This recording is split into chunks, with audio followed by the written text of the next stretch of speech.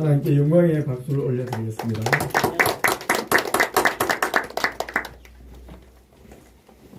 성령과 지혜가 충만함으로 칭찬받는 일꾼이란 제목으로 말씀을 전하고자 합니다. 사랑하는 성도 여러분, 예루살렘 교회가 오순절날 성령 강림으로 말미암아 개척되었습니다. 성령 충만했던 베드로 사도와 여러 사도들이 강력한 이 십자가와 부활의 복음을 예루살렘 거리에서 증거를 했습니다. 그리고 기적과 표적으로 인해서 예루살렘 성전을 찾은 많은 유대인들이 가슴을 치고 회개하며 예수님을 주로 받아들였습니다.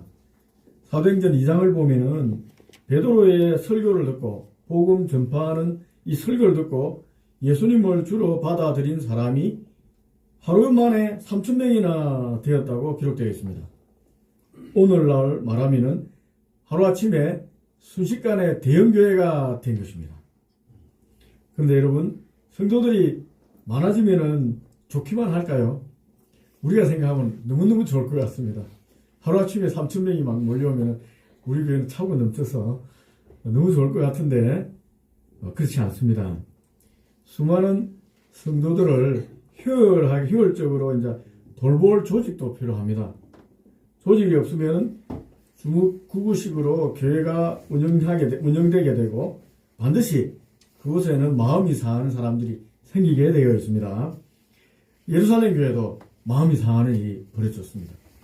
우리는 예루살렘 교회라면 성령 충만하고 모든 것이 아름다운 것이라고 생각하는데 안 그래요. 마음이 상하는 일이 벌어졌어요. 1절입니다. 1절 보십시오. 그때 제자가 더 많아졌는데 헬라파 유대인들이 자기의 가부들이 멜의 구주에 빠짐으로 히브리파 사람들을 원망하기 시작했다. 실제로 예루살렘 교회가 갑자기 불어난 성도들 중에 마음이 상해서 원망하는 사람이 생긴 것입니다.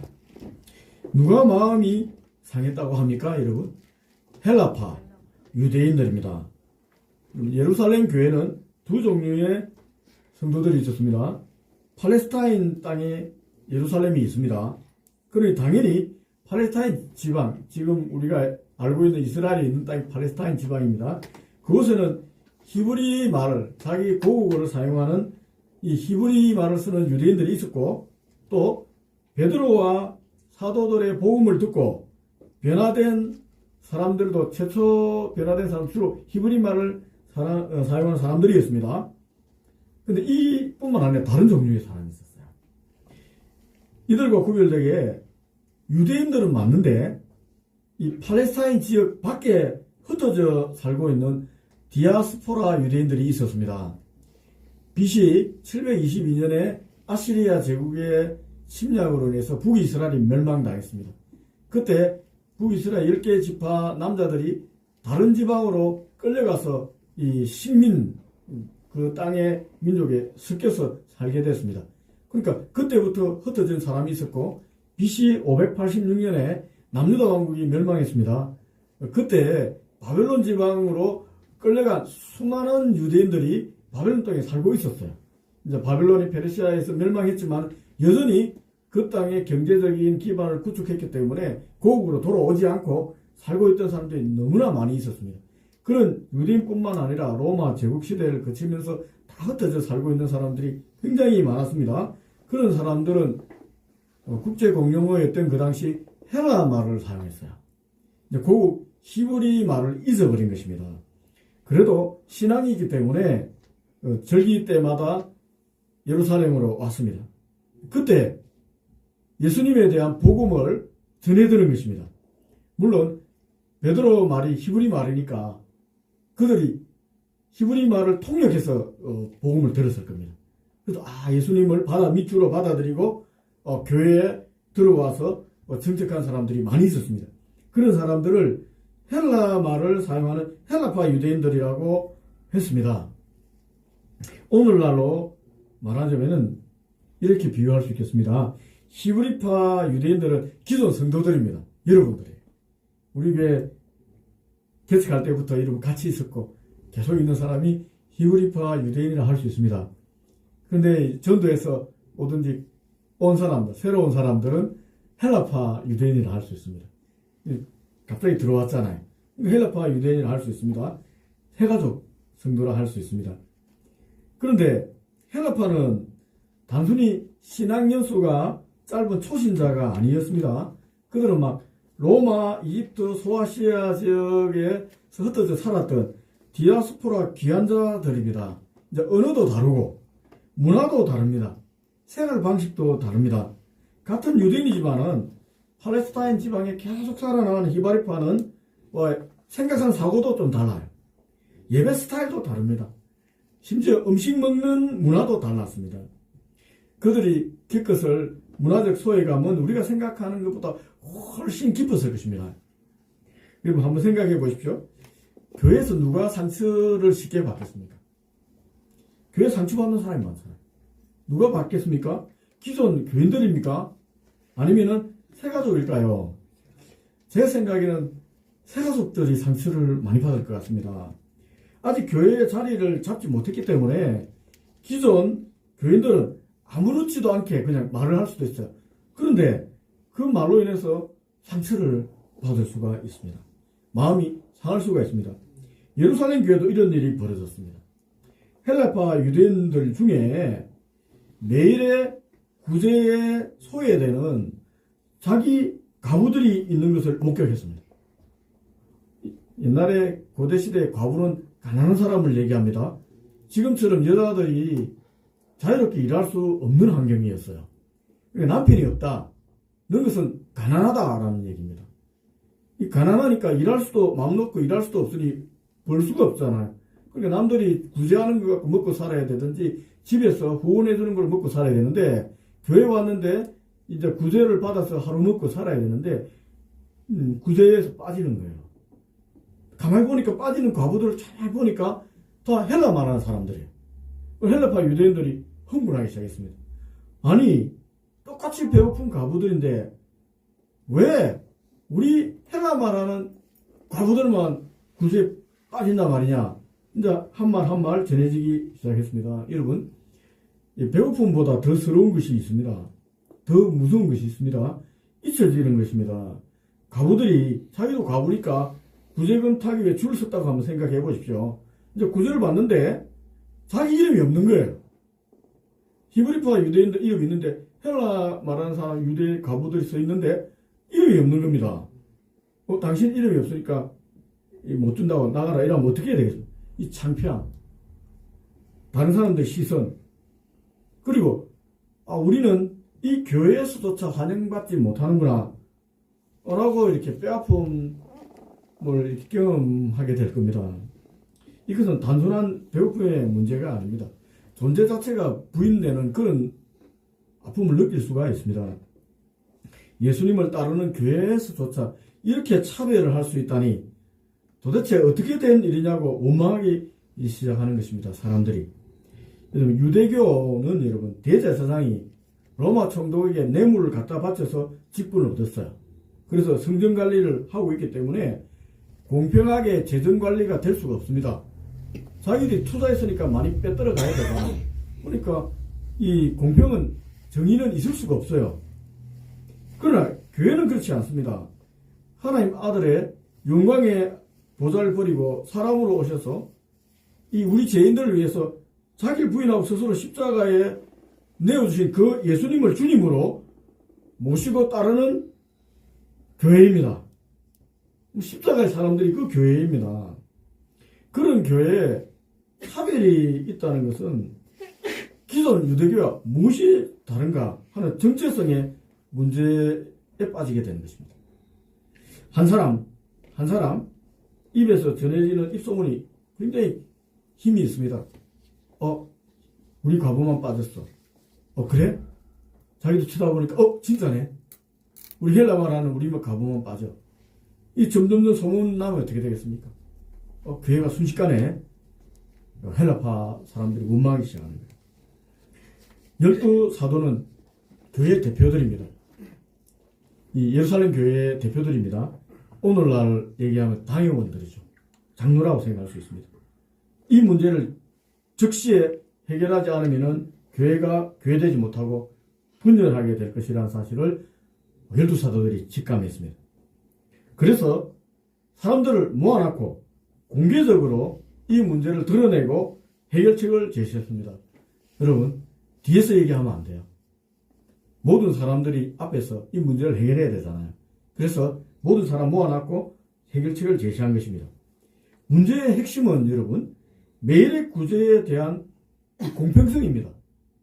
이제 가난한 자를 잘 챙기지 못한다는 거잖아요. 공평하지 못하다는 거예요. 부정이라는 거예요.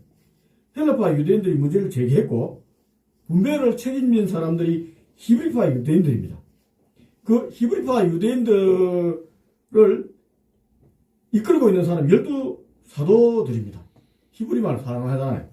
따라서 헬라파 유대인들이 원망은 결국은 12사도들에 대한 원망인 거예요. 왜 매일의 구제가 공평하지 못하느냐? 12사도 당신들이 교회 대표면서 왜 정의롭게 공평하지 못하게 하지 못하느냐? 이 말이에요, 결국은. 여러분, 12사도는 어떤 사람입니까? 오순절 마가 다락방에서 성령의 충만함을 받은 사도들입니다. 성령 충만한 사람들이에요, 그때도. 말 한마디에 3,000명이 회개하고, 이 성전 미문에 앉은 안전뱅이도 이렇게 세우는 능력 있는 성령 충만한 사람들입니다.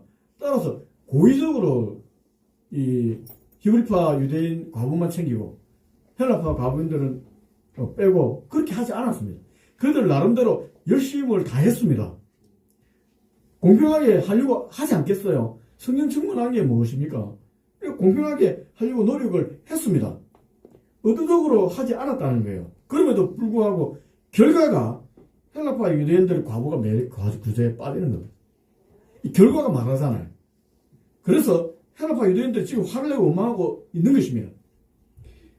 그래서 문제 해결책도 너무 간단했습니다. 2절, 4절을 보십시오.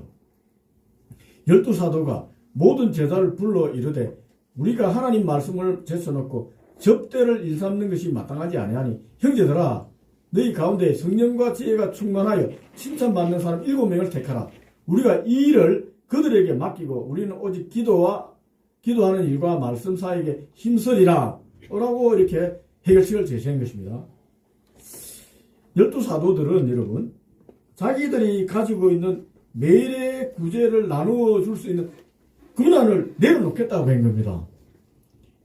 여러분 지금 생각하면 이런 겁니다. 재정이 있습니다. 교회 재정이 있습니다. 재정에서 엄청난 양의 금액이 구제금으로 빠져요. 그럼 이 구제금을 사용할 수 있는 특권이 12사도들이 있습니다. 자기들이 원하는 대로 나눠줄 수 있잖아. 내가 하지 않겠다는. 이 구제를 너희들이 해라. 너희들 중에 믿을 만한 사람, 가난한 너희들이 저 사람은 믿을 만하다. 저 사람은 좀 정의로운 사람인 것 같다. 그리고 택한 사람이 있다면 그 사람들에게 모든 권한을 위임해 주겠다. 그러면 문제 해결되지 않겠어? 이렇게 얘기한 것입니다. 이 구제권을 내려놓은 거예요.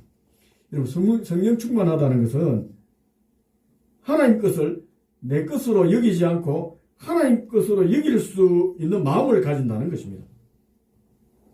하나님 주신 권위입니다. 그렇잖아요. 하나님께 헌금한 재물입니다. 내 돈이 아니에요. 교회 돈 하나님 돈입니다. 하나님 물질입니다. 또 하나님의 교회입니다. 자기 것은 아무것도 없습니다. 12사도 자기 거가 어디 있습니까? 하나님 거죠. 성령이 충만한 사람은 그것을 아는 거예요.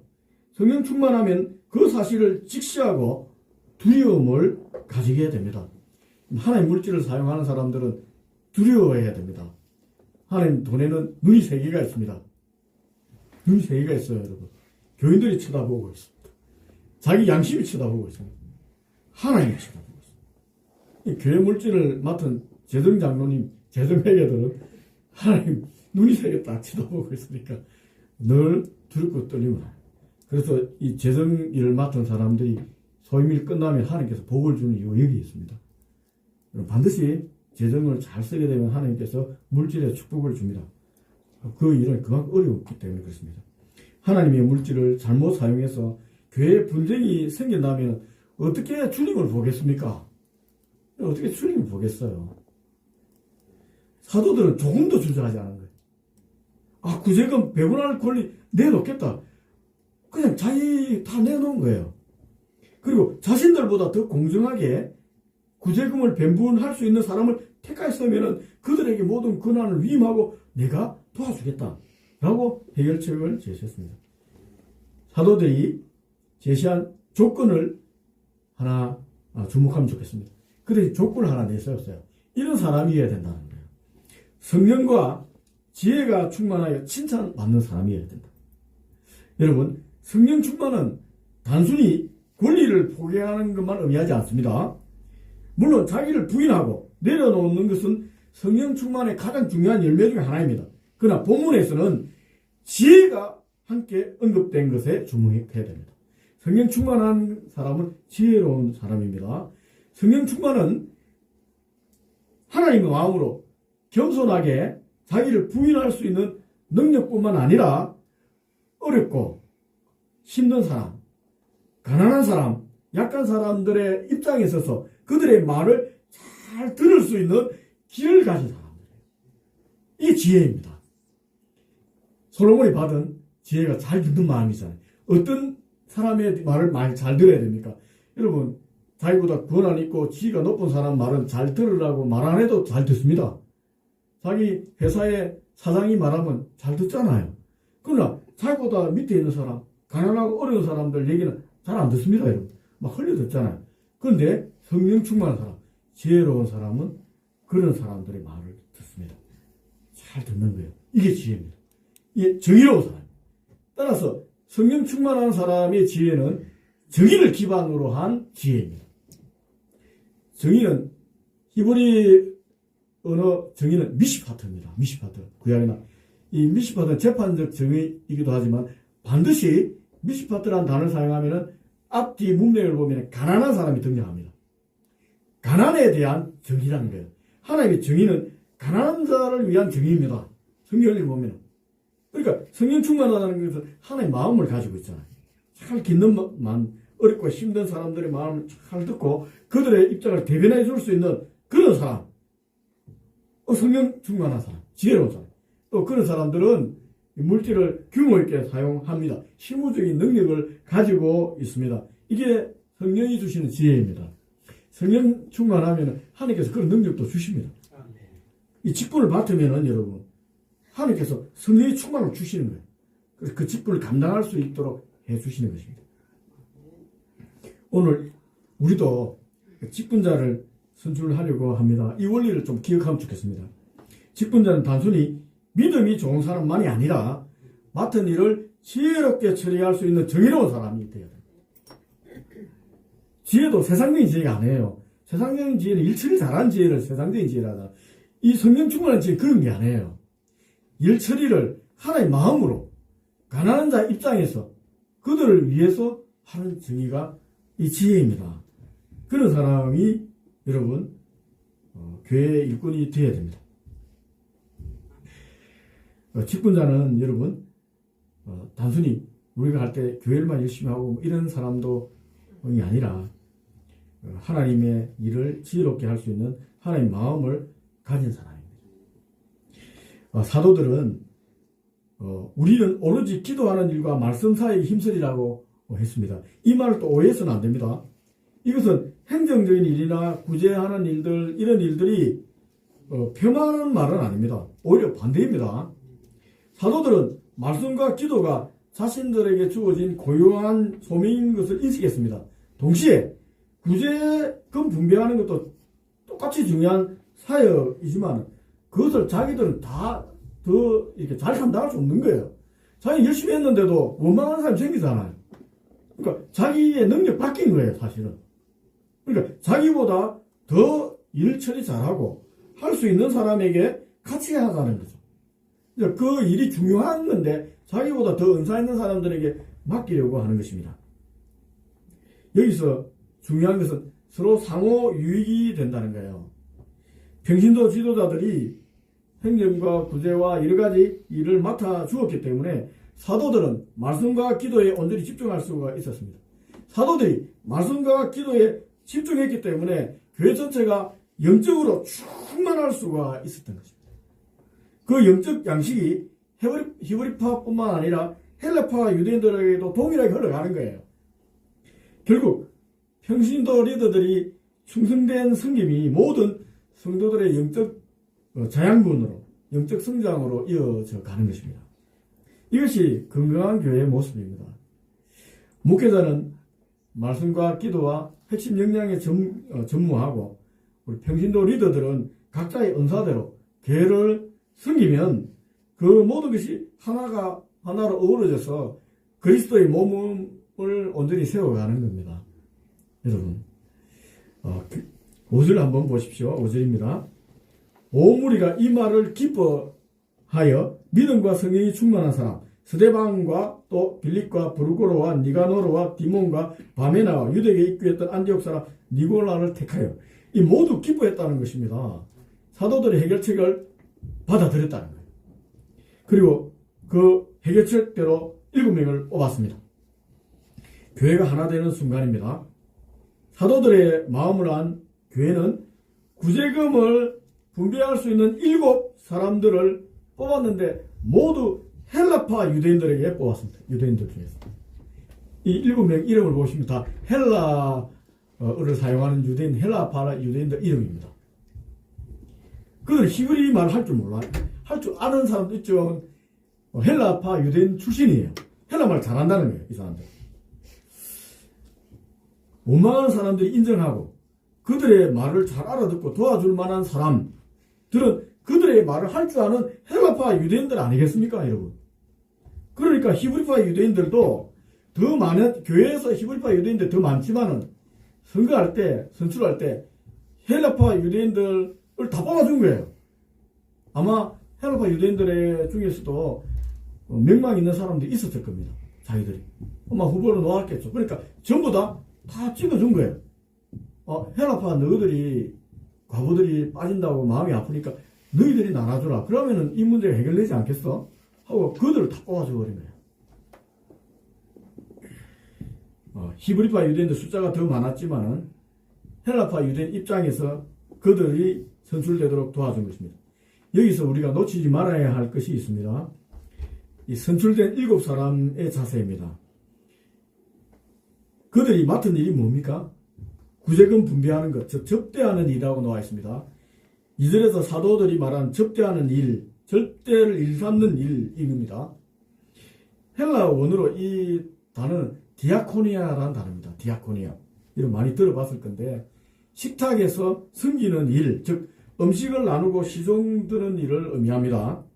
이 디아코니아에서 디아코노스가 나왔습니다. 섬기는 사람, 하인, 종류를 뜻하는 게 디아코노스입니다. 헬라어로. 이 헬라 디아코노스에서 집사, 일꾼, 사역자, 수종자 등의 의미를 가진 영어 단어 데콘이 나왔습니다. 데콘. 그래서 집사가 이 디아코니아에서 나온 단어입니다. 즉 디아코니아, 섬김이라는 개념에서 디아코노스, 섬기는 자란 인물이 나왔고 그것이 교회 직분인 우리가 데콘으로 발전한 것입니다. 이 겉으로 보기에 말씀을 전하는 사도들의 사역보다 낮게 보일 수 있습니다. 그런데 어떤 사람들 이런 말을 하는 사람들이 있습니다. 저도 옛날에 이런 말을 했습니다. 왜 우리는 설교하지 못하고 밥이나 나눠주고 청소하는데 왜 목사들이나 하나? 목사들만 설교하나? 뭐 이런 얘기를 하잖아요. 그죠? 그런데 이 집사들 중에 뽑힌 스데반과 빌립이라는 사람을 생각해보면 그렇지 않다는 거예요. 그들은 자신에게 주어진 식탁 섬기는 것, 분배하고 구제하고 나누어주는 일 책임을 하나님 주신 거룩한 소명으로 받고 충성되게 감당했습니다. 그런데 놀라운 일이 일어났습니다. 하나님 그들을 통해 구제사역 이상의 놀라운 일을 행하셨습니다. 스데반을 한번 보십시오. 그는 구제금을 나누어주면서 성령과 지혜가 충만하여 회당에서 복음을 전하고 큰 기사와 기적을 행했다고 분명히 기록되어 있습니다. 8절에서 10절 내용입니다. 그리고 사도행전 7장을 보면은 그가 사내들인 공회에서 행한 능력 있는 설교 본문이 적혀 있습니다. 정말 대단한 설교 본문입니다. 그리고 그는 순교했습니다. 최초의 순교자가 됐습니다. 아무나 순교자 될 수 없습니다. 사도 12사도보다 더 먼저 순교한 게 집사입니다. 스데반 집사입니다.